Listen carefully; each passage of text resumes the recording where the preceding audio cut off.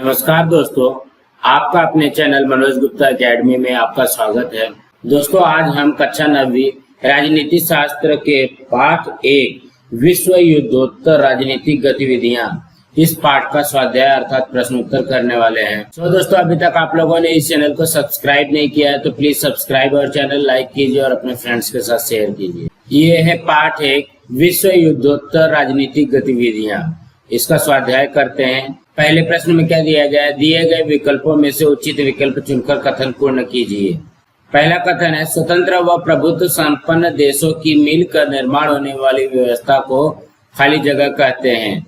Option में दिया गया है राजनीतिक व्यवस्था, अंतरराष्ट्रीय व्यवस्था, सामाजिक व्यवस्था और इनमें से कोई नहीं। इसके उत्तर में आएगा अंतरराष्ट्रीय व्यवस्था। स्वतंत्र व प्रभुत्व संपन्न देशों की मिलकर निर्माण होने वाली व्यवस्था को अंतरराष्ट्रीय व्यवस्था कहते हैं। दूसरे कथन में क्या दिया गया है? राष्ट्र संघ की मुख्य जिम्मेदारी खाली जगह था। इसके ऑप्शन में है युद्ध टालना, उपनिवेशवाद की स्वतंत्रता, राष्ट्र की अर्थव्यवस्था संभालना, निरस्त्रीकरण करना। इसके उत्तर में आएगा युद्ध टालना। राष्ट्र संघ की मुख्य जिम्मेदारी युद्ध टालना था। तीसरे प्रश्न में क्या दिया गया है? खाली जगह इस घटना के कारण शीत युद्ध समाप्त हुआ। इसके ऑप्शन में है संयुक्त राष्ट्र की स्थापना, सोवियत संघ का विघटन, सैन्य संगठनों का निर्माण, क्यूबा का संघर्ष। इसके उत्तर में आएगा सोवियत संघ का विघटन। सोवियत संघ का विघटन इस घटना के कारण शीत युद्ध समाप्त हुआ। दोस्तों, अब हम अगला प्रश्न करते हैं। दूसरे प्रश्न में क्या दिया गया? निम्न कथन सत्य है या असत्य, कारण सहित स्पष्ट कीजिए। पहला कथन है, प्रथम विश्व युद्ध के बाद राष्ट्र संघ का निर्माण हुआ। तो इसके उत्तर में आएगा यह कथन सत्य है, क्योंकि इसका कारण क्या है? पहला, प्रथम विश्व युद्ध के कारण विश्व में बड़े पैमाने पर जन धन की हानि हुई। दूसरा, सभी राष्ट्र यह महसूस करने लगे कि ऐसा युद्ध पुनः होने से रोकने के लिए कुछ उपाय करना चाहिए। और तीसरा है, अंतर्राष्ट्रीय समस्याएं हल करने और बातचीत के माध्यम से युद्ध टालने के लिए एक अंतर्राष्ट्रीय मंच होना चाहिए। इस विचार के परिणाम स्वरूप प्रथम विश्व युद्ध के बाद राष्ट्र संघ का निर्माण हुआ। दोस्तों, अगला करते हैं। दूसरे कथन में क्या दिया गया? शीत युद्ध के कारण विश्व का एक ध्रुवीकरण हुआ। इसके उत्तर में आएगा यह कथन असत्य है, क्योंकि इसका कारण है, पहला, एक ध्रुवीकरण का अर्थ है विश्व के सभी राष्ट्रों का एक गुट में आना। दूसरा, शीत युद्ध के कारण विश्व के बहुत से राष्ट्र दो महासत्ताओं के गुटों में सम्मिलित हुए थे। तीसरा, राष्ट्रों के इस तरह दो गुटों में विभाजित होने की प्रक्रिया को द्विध्रुवीकरण कहते हैं।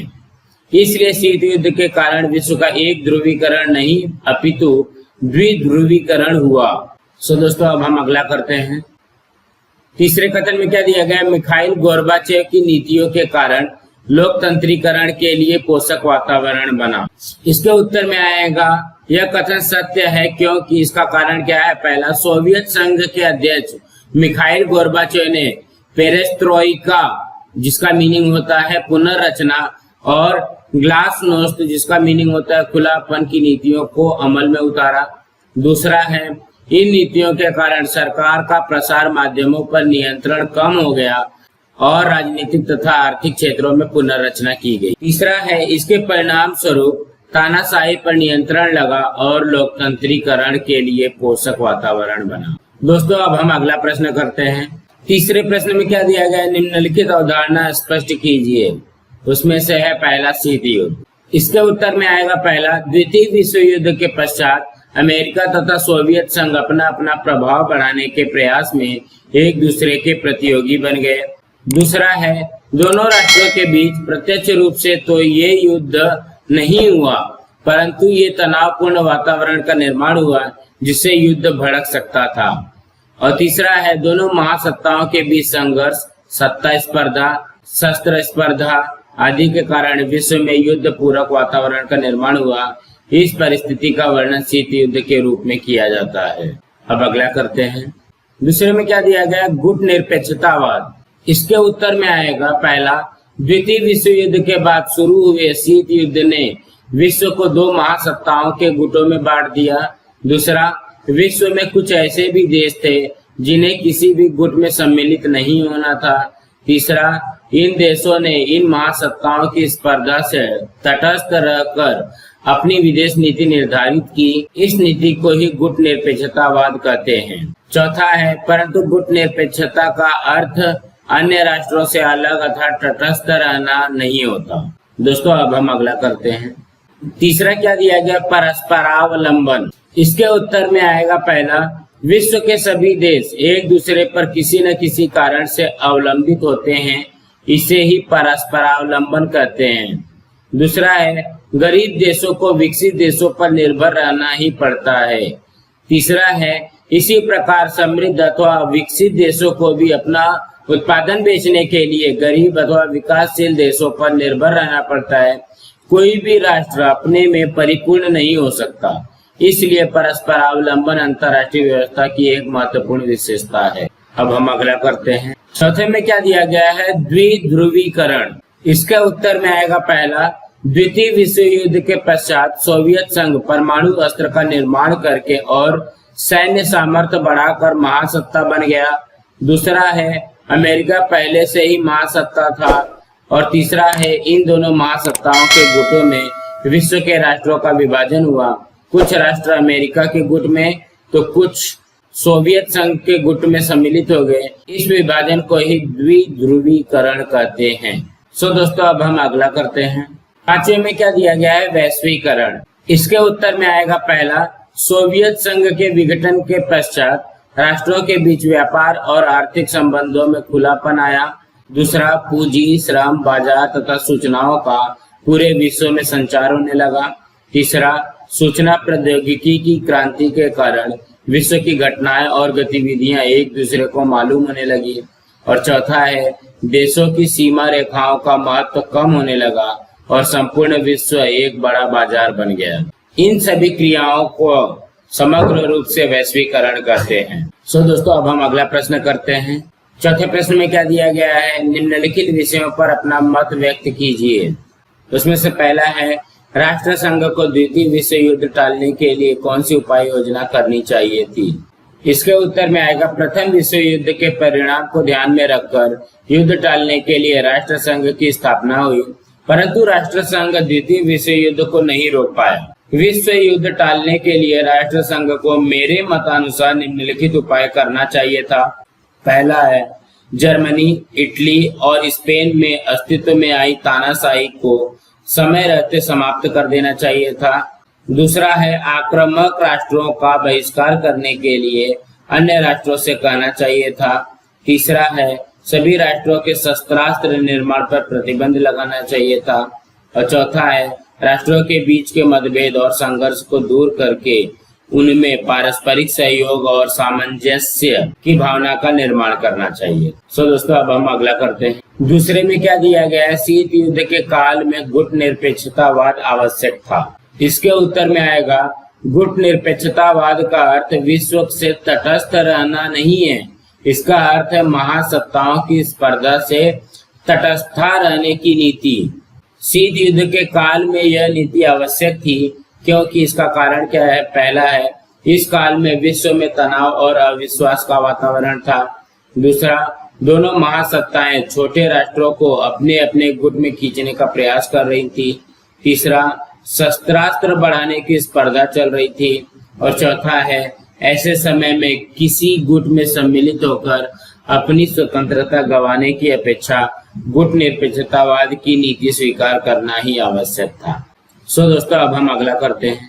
तीसरे प्रश्न में क्या दिया गया, शीत युद्ध के कारण मानव कल्याण की ओर दुर्लक्ष्य हुआ। इसके उत्तर में आएगा पहला, शीत युद्ध के समय दोनों महासत्ताओं के गुटों में शस्त्रास्त्र स्पर्धा बढ़ने से उस पर बहुत पैसा खर्च होने लगा। दूसरा, इसके कारण राष्ट्र का विकास पीछे छूट गया।